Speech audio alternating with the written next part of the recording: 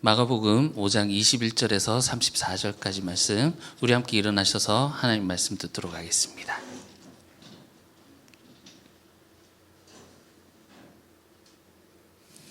제가 하나님 말씀을 봉독하겠습니다. 하나님 말씀에 귀를 기울이십시오.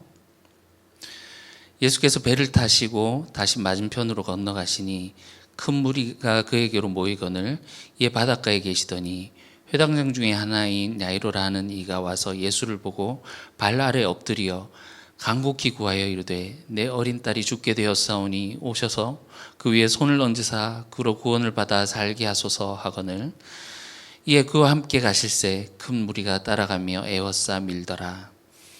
12해를 혈루증으로 알아온 한 여자가 있어 많은 의사에게 많은 괴로움을 받았고 가진 것도 다 허비하였으되 아무 효험이 없고 도리어 더 중하여졌던 차에 예수의 소문을 듣고 무리 가운데 끼어 뒤로 와서 그의 옷에 손을 대니 이는 내가 그의 옷에만 손을 대어도 구원을 받으리라 생각함일러라.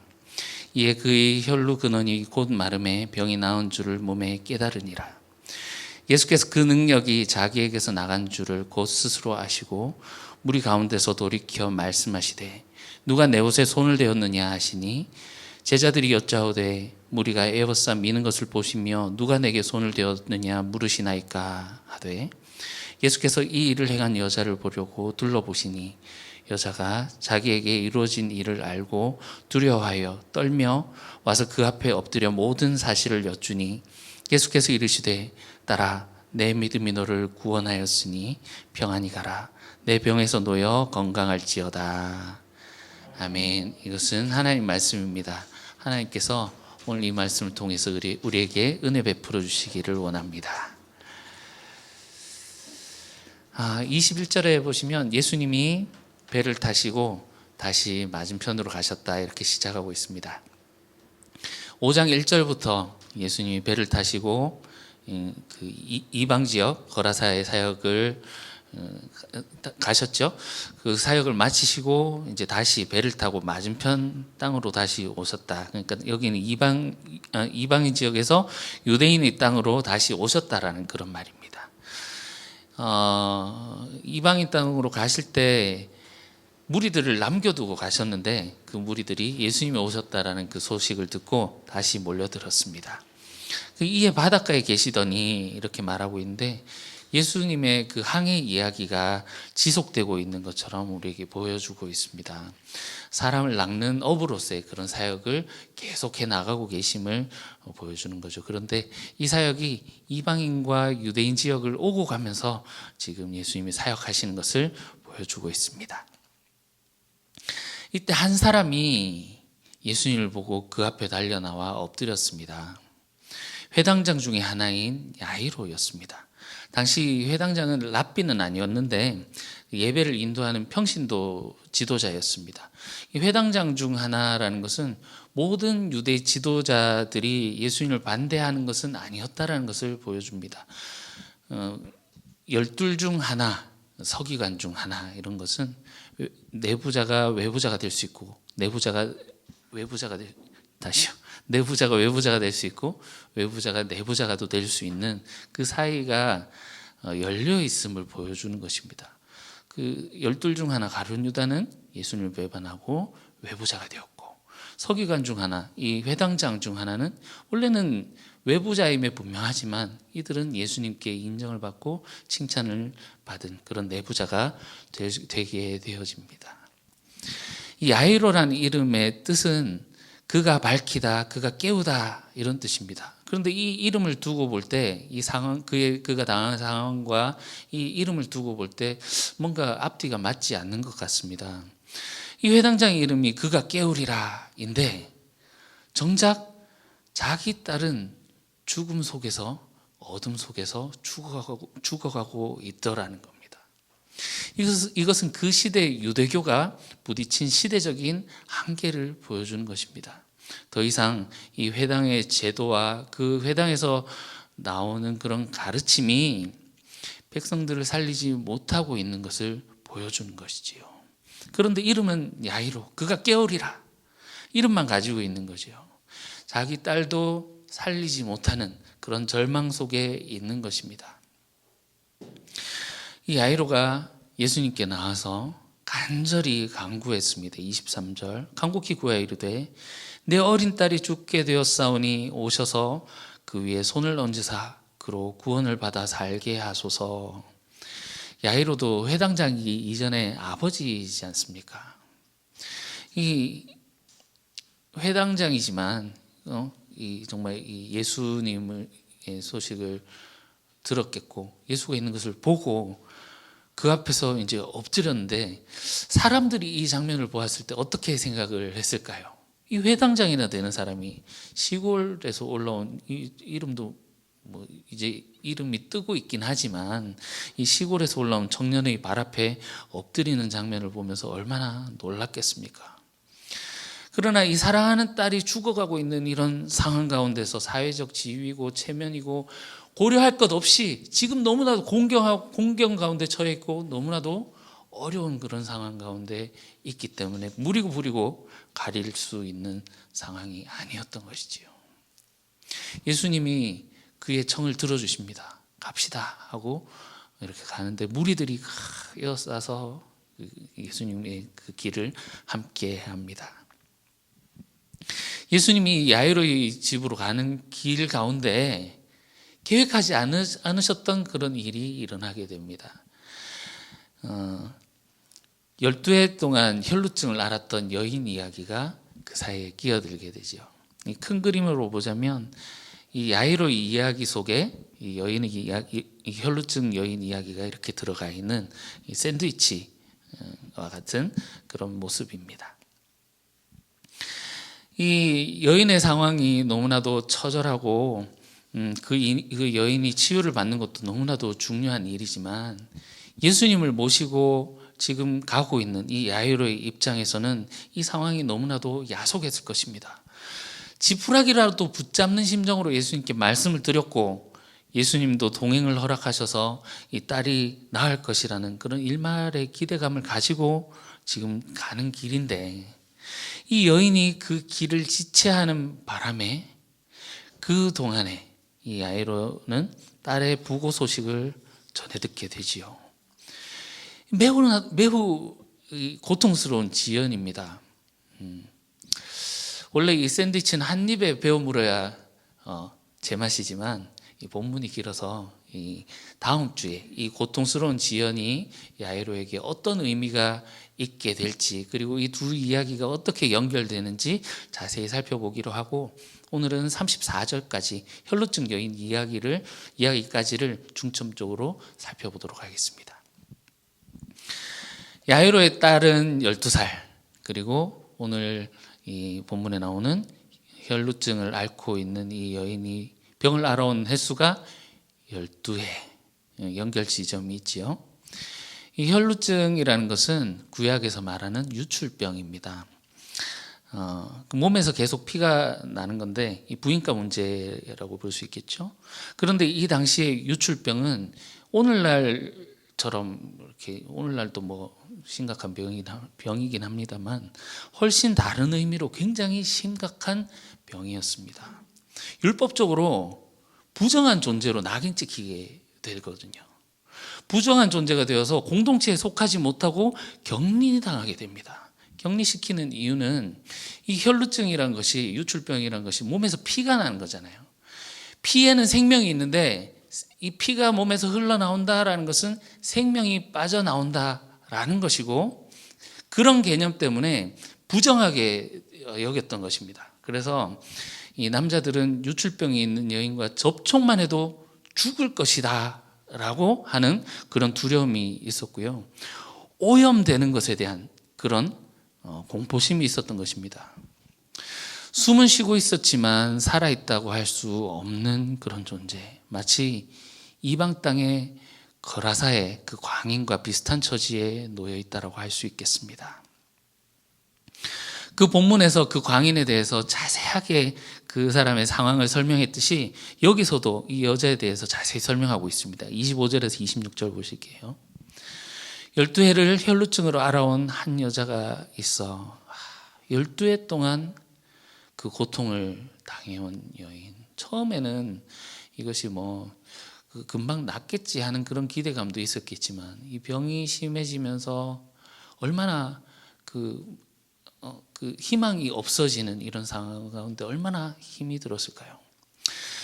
처음에는 가족들도 안타까워하고 함께 아파했겠지만 낫지 않고 계속 부정한 가운데 격리되어 있는 그 여인을 돌보던 가족들조차도 어쩌면 고개를 돌렸을지 모릅니다. 결혼에 대한 생각이나 할 수 있었을까요? 철저히 그런 병 가운데에서 홀로 외로이 격리되었습니다. 많은 의사에게 많은 괴로움을 받았고 여인은 의사들을 찾아갔지만 오히려 의사들로부터 많은 괴로움을 받았다고 말하고 있습니다. 여러분, 의사는 치료하는 사람이지 않습니까? 그런데 괴로움을 받았다니요. 실제로 이 당시에 의술이 얼마나 형편없었는지 이런 유출병이 있는 여자들을 고치는 그 처방으로 기록해 보니까 남자의 배설물에서 나온 곡식을 먹이기도 하고 이렇게 했다고 합니다.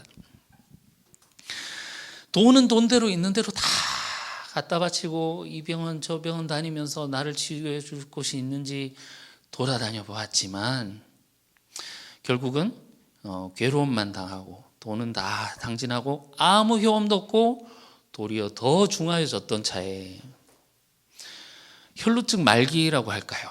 이런 말이 있는지는 모르겠습니다만 이제는 아무런 희망도 없는 말 그대로 절망의 상태, 희망이 끊어져 버린 그런 상태에 있었을 것입니다. 야이로의 딸의 이야기와 함께 생각해 보자면 이 혈루증이라는 것은 그녀가 실제로 죽음의 상태와 같은 그런 처지에 놓여 있었다라는 것을 알 수 있습니다. 그랬던 그녀가 예수님의 소문을 들었습니다. 분명히 삶을 포기하고 죽음 가운데 거하였던 그녀였지만 예수님의 옷에 손만 대어도 나을 것 같다라는 그런 생각이, 근거 없는 생각이 들기 시작했습니다. 그런 생각이 한번 딱 들기 시작하자 참을 수가 없었던 거죠.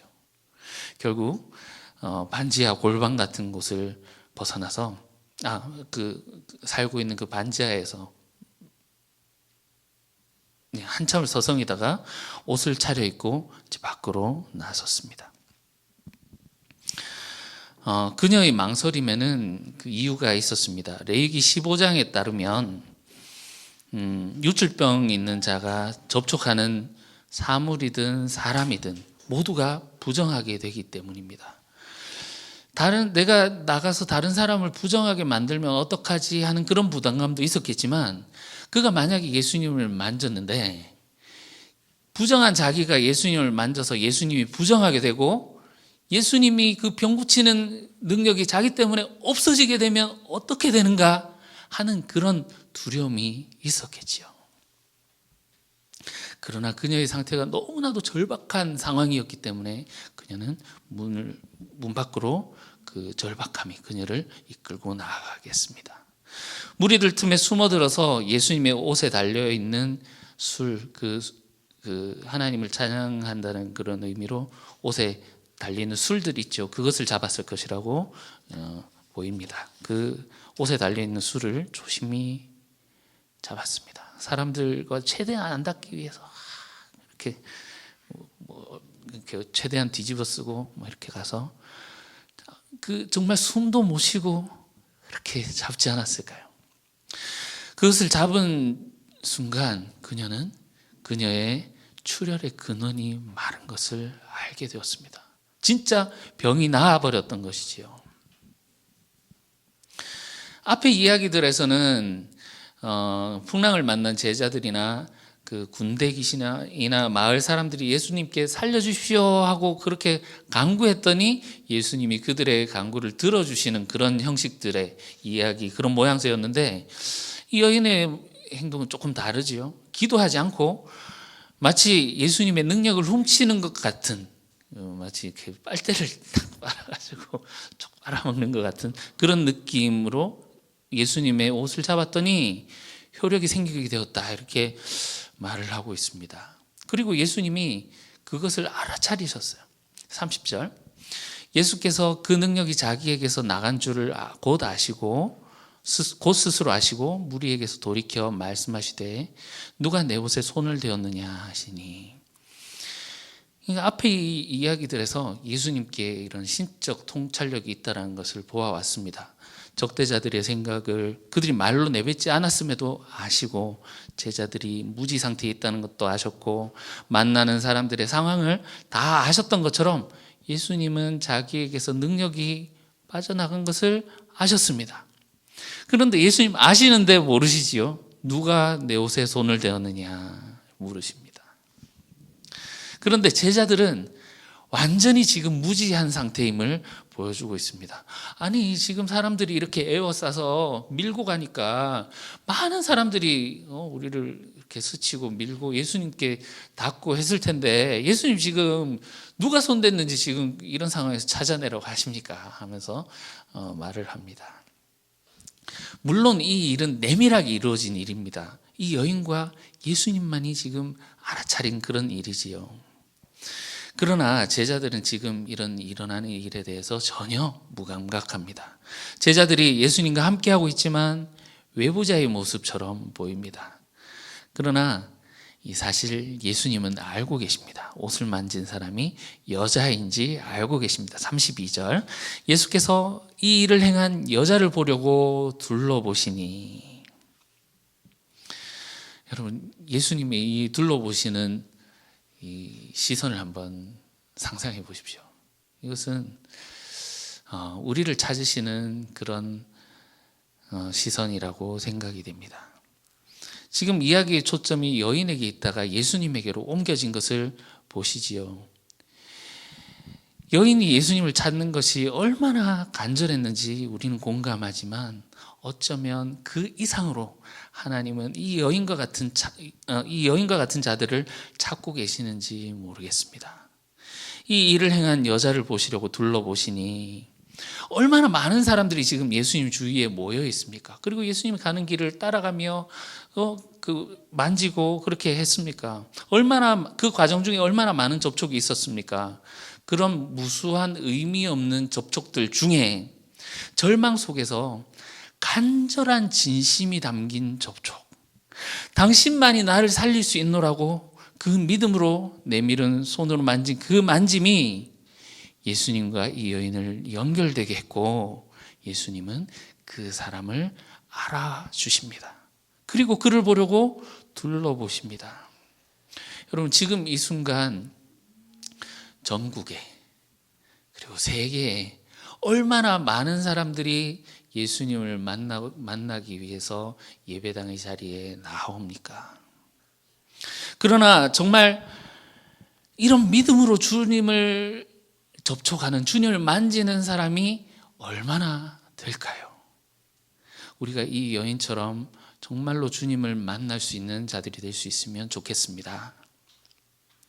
이 여인은 예수님과 눈이 마주치자 모든 것이 들켰구나 생각을 했고, 그 순간 자기에게 이루어진 일의 의미를 깨닫게 되었습니다. 33절, 여자가 자기에게 이루어진 일을 알고 두려워하여 떨며 와서 그 앞에 엎드려 모든 사실을 여쭈니. 이 군대 귀신 들렸던 자에게 예수님이 주께서 너에게 행하신 일을 알려라 말씀하셨던 것을 기억하십니까?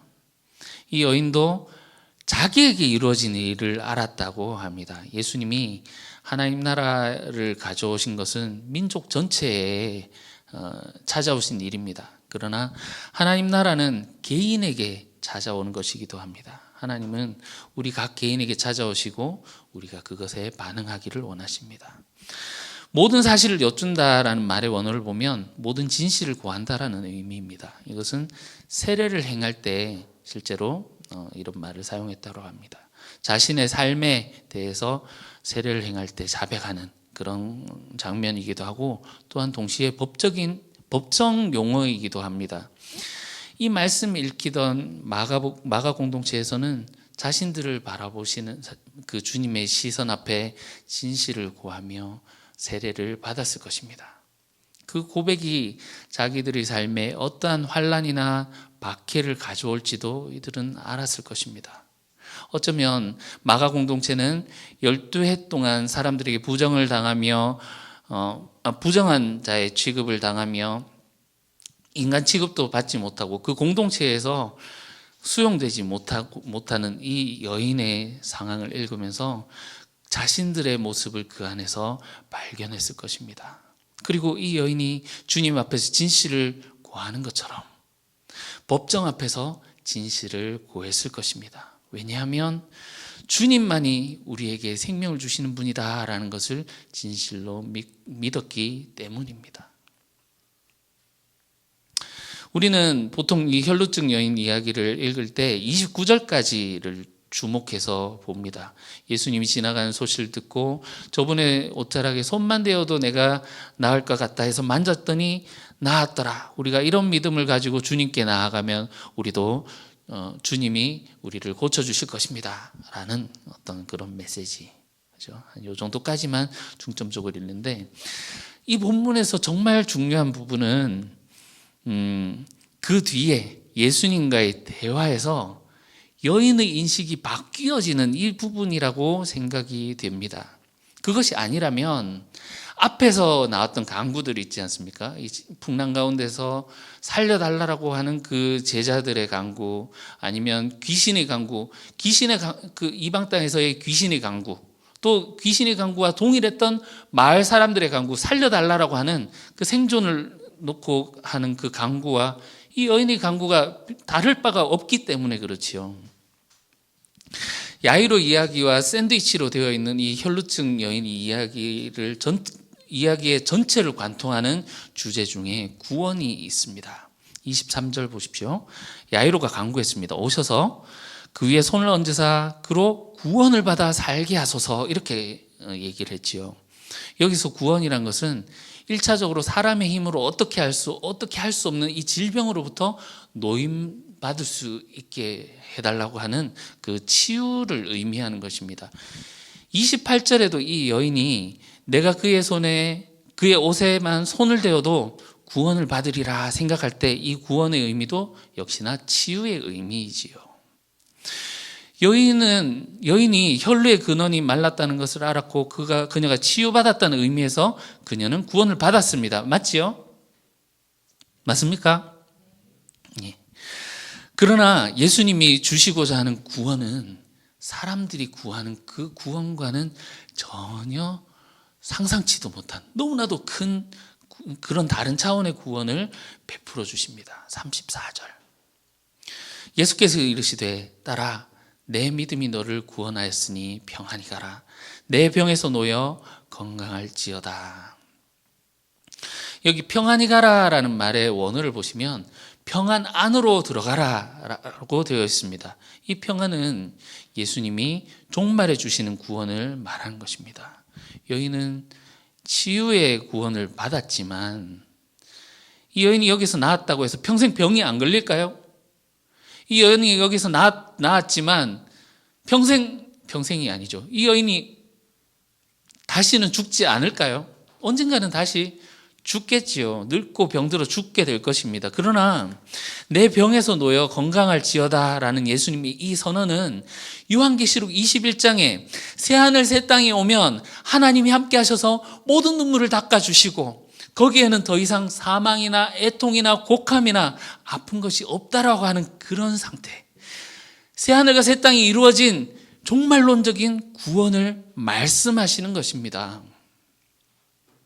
그런데 우리가 주목할 것은 예수님이 네가 내 옷에 손을 대었기 때문에 구원을 받았다라고 하지 않으시고 내 믿음이 너를 구원하였다라고 말씀하십니다. 이 여인은 이 야이로와 대조해 보면 사회적이나 경제적이나 종교적으로나 모든 면에서 정반대편에 서 있는 사람입니다. 우리는 야이로의 이름을 알지만 이 여인은 이름조차도 없습니다.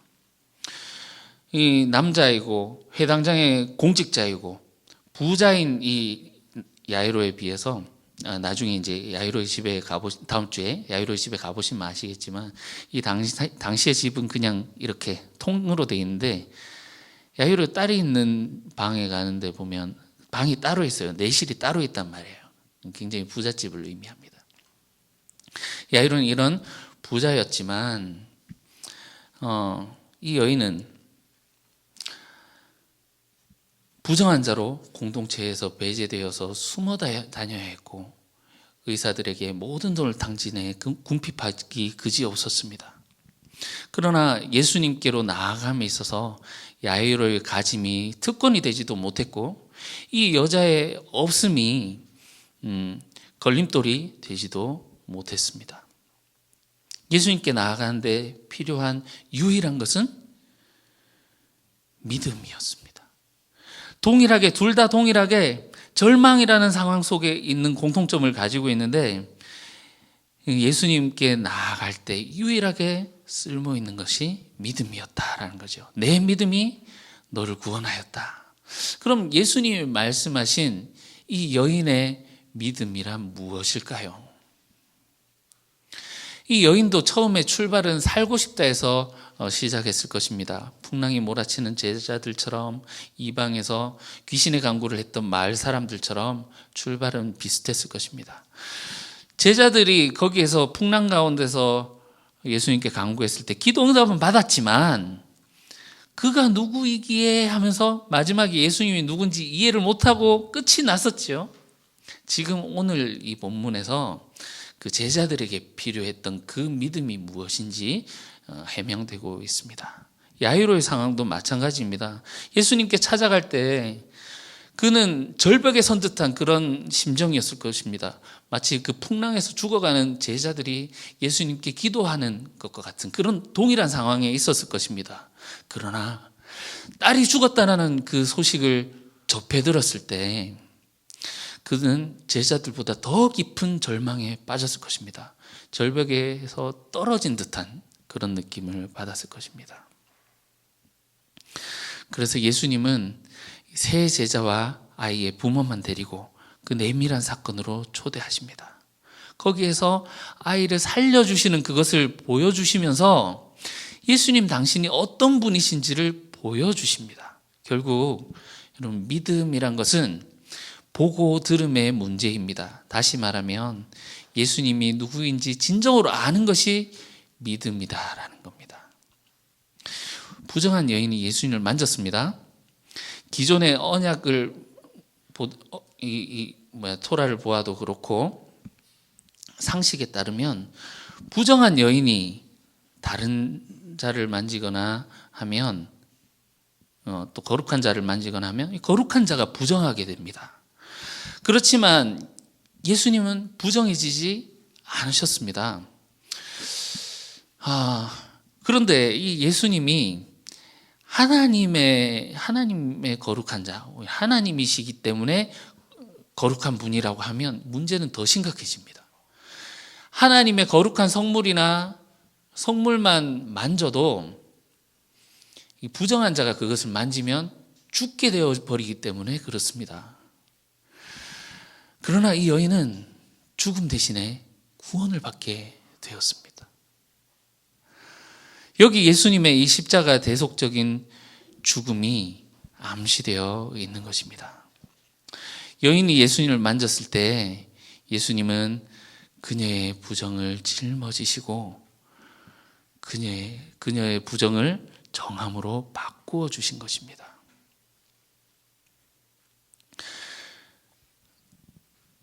마치 그 나병 환자의 그 상황 이야기에서 그의 상황과 예수님의 상황이 운명이 뒤바뀌게 된 것처럼 말이지요. 십자가의 죽음으로써 이 여인을 살리신 것입니다. 예수님이 죽음 이후에 그 성막의 휘장이 찢어진 것에서 확인할 수 있듯이 예수님은 부정한 인간이 접근할 수 있는 하나님의 거룩하신 이라는 사실입니다. 예수님을 통해서 우리는 하나님께 나아갈 수 있게 되었습니다. 여러분, 우리의 부정함이 하나님의 그 거룩하심을 해할 수 없음을 여러분 우리가 여기서 볼 수 있지 않습니까? 하나님의 거룩하심은 우리가 걱정해야 되는 그런 나약한 것이 아니라는 것입니다. 여인의 부정이 예수님을 오염시킨 것이 아니라 예수님은 오히려 자신의 거룩하심으로 여인을 거룩하게 만드신 것입니다. 여인은 예수님과의 대화에서 예수님이 어떤 분이신지를 알아차린 것입니다. 그리고 그 거룩한 분 앞에서 두려워 떨며 진실을 고했던 것이지요. 오늘 본문과 이 야이로 이야기에서 예수님의 믿음 또한 우리가 살펴볼 수 있습니다. 딸이 죽었다라고 그 소식을 들은 야이로에게 예수님이 두려워 말고 믿기만 해라 라고 말씀하십니다. 딸이 죽었다는 소식에 사람들이 울며 심히 통곡했습니다. 그러나 예수님은 뭐라고 말씀하셨죠? 죽은 게 아니라 잔다라고 말씀하셨거든요. 이 말에 사람들은 비웃었습니다. 자, 여기서 예수님의 믿음을 볼 수 있는데요. 여러분, 믿음은 내용이 문제가 아니라 대상의 문제입니다. 이 믿음이란 것은 우리가 믿는 이 대상이 어떤 분인지 온전히 아는 것입니다.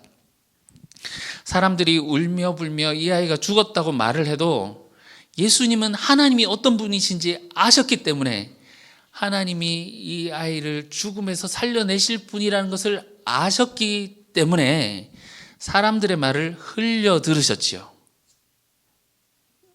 이 예수님 믿음이 보이십니까, 여러분? 우리는 예수님의 모습과 혹시 거꾸로 살고 있지는 않습니까? 우리 예수님이 하신 말씀을 대충 듣고 흘려들어야 할 세상의 말에 마음을 빼앗기면서 살고 있지는 않습니까?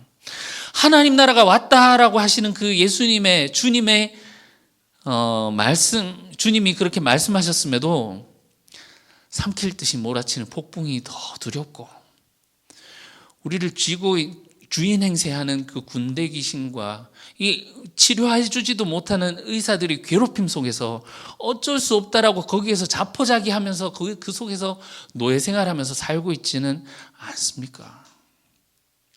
여러분, 하나님 나라는 누군가에게는 새 세상이 열리는 것을 경험하게 해줍니다. 그러나 모르는 사람은 그냥 스쳐 지나가듯이 그냥 지나가 버리는 것입니다.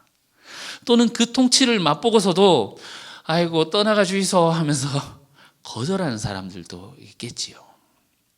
여러분, 현재 우리의 삶에서는 정말 이 하나님 나라가 작동하고 있습니까?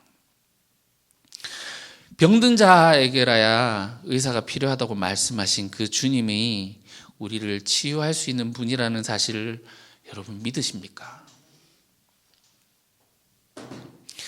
예수님은 오늘 이 여인을 딸아라고 부르십니다. 12해, 12살. 이것 숫자 12는 이 이스라엘을 상징하는 것이지요. 12지파 이스라엘. 절망적인 유대교를 이제 절망적인 이스라엘, 이 유대교에서 이 이스라엘을 회복시키는 이 절망적인 유대교를 대체하는 새로운 이스라엘을 상징하는 수입니다. 12제자를 뽑으셨고, 그죠?